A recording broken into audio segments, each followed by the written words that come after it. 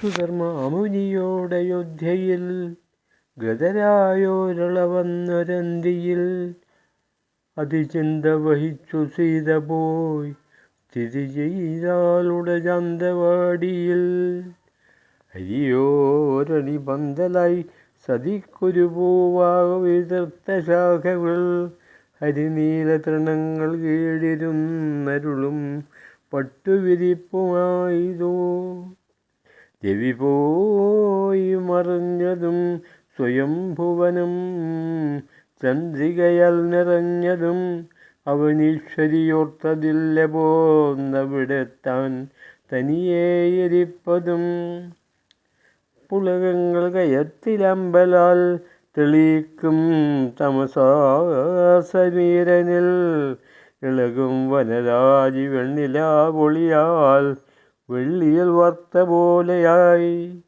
വനമുല്ലയിൽ നിന്ന് വായുവിൻ ഗതിയിൽ പാറി വരുന്ന പൂക്കൾ പോൽ കനവേണി വഹിച്ചു കുന്തലിൽ പതിയും തൈജസകീടപംക്തിയെ.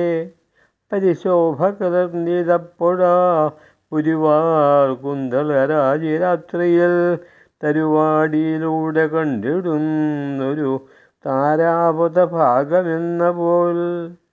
ഉടൽ മൂടിയിരുന്നു ദേവി തന്നുടയാട തളിരുന്നു കൊണ്ടു താൻ വിടവങ്ങളൊടുത്ത കൈകൾ തൻ തുടമേൽ വെച്ചമിരുന്നു സുന്ദരി. ഒരു നോട്ടവുമെന്നിനിതേ വിരിയാതൽപ്പമുടഞ്ഞ കണ്ണുകൾ